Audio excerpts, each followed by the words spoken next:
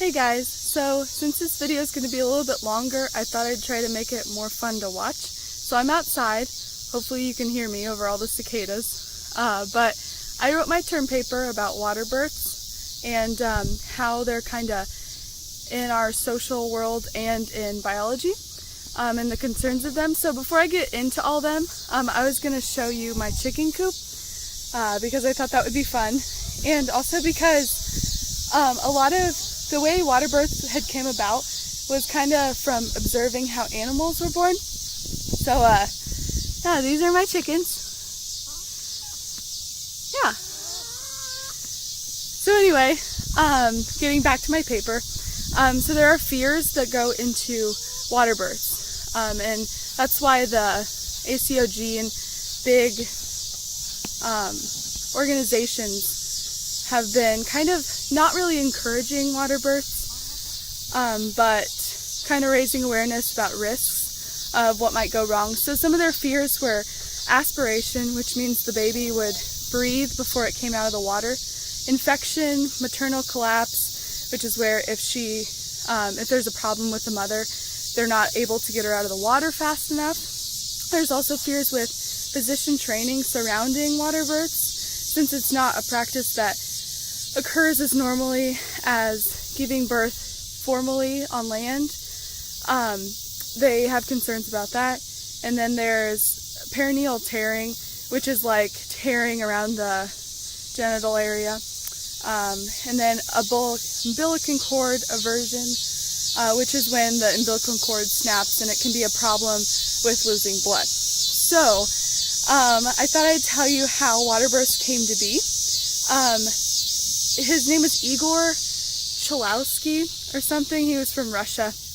But anyway, he kind of looked at dolphins and he noticed that they were born in water and they can utilize more parts of their brain, supposedly, he thought at the time. So he thought maybe we should be birthing children in water. So he gathered a bunch of women in Russia and had them start giving birth in water. And a lot of them found it more relaxing, and so they actually started trying it. But more similar than my chickens to us is the mammal rabbits. My rabbits. Anyway, yeah, we have 4 rabbits. It's kind of fun. So anyway, back to my paper. I also talk in the later part of my paper about what society has to say and the acceptance of waterbirths.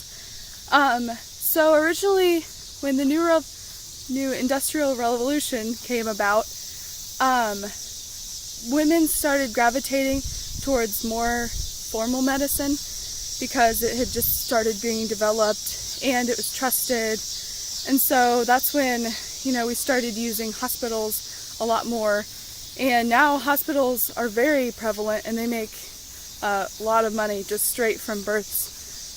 So today was kind of interesting when I was researching this. You see a push for natural things and natural non-GMOs and all that kind of stuff. And it's kind of the same with waterbirths. I wrote in my paper, which I thought this was really interesting, about this one woman in Iowa who decided that she thought it would be better and more natural, a better birth experience if she gave birth in a barn. So they called her Barn Mama, and she actually did give birth in a barn. But that is just kind of an example of how women have been, wanting a better relationship with, their birthing experience instead of being on drugs or taking drugs that would, make the pain go away. So I talk about that somewhat too. Talk about how cesarean rates, I had no idea they were so high, and the US is up there. The more industrialized countries obviously have higher cesarean rates, and so that was kind of neat. Let me see what else we're going to talk about. But yeah. So I guess if you've never heard about waterbirths, I probably should have started with this. But if you've never heard of them, when you look at my paper, I tried to include a picture of kind of the basic layout of a water birth. A woman's in a pool or a tub, and it kind of goes up to her abdomen or her stomach, depending on how high she wants it. It usually doesn't come up much higher than that.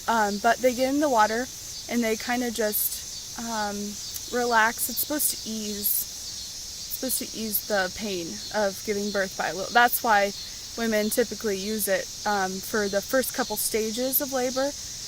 Actually, I didn't know this when I started researching it. Some women use it for the first couple stages of labor, and then some give birth in it, but you don't always have to give birth in it. The ACOG, I mentioned them earlier. They're kind of the American Association of Gynecologists, or people that know about this kind of stuff. But anyway, so they encourage the use of water births for relaxation. So if you get in the pool, stay there for a little while and then decide to get out and give birth on land, or land births as we would call it, then you would be facing less risk of infection, because the infection comes from bacteria being in the contaminated water. And so I thought that was kind of neat. It hasn't really, what I found from the research that I did was that water births haven't really been, how do I say this,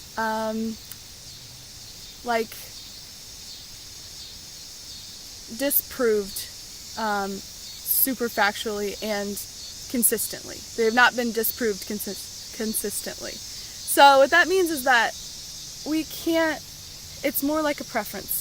You can't really say it's worse, it's better. There are aspects of it that are more risky than land births, and there are risks of land births that don't typically go into water births.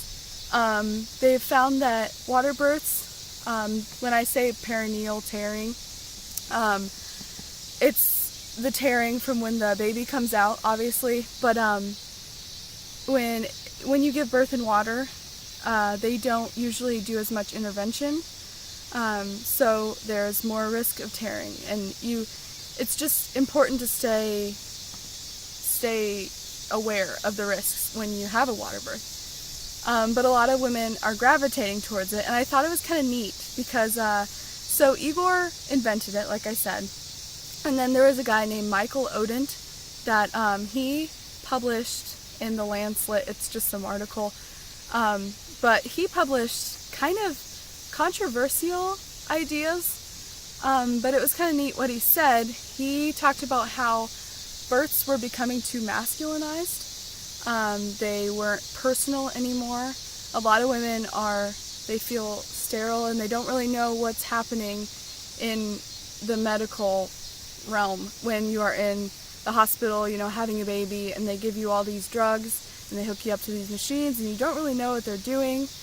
And maybe you do, it's just overwhelming. It's not the kind of birthing experience that Odent liked to see.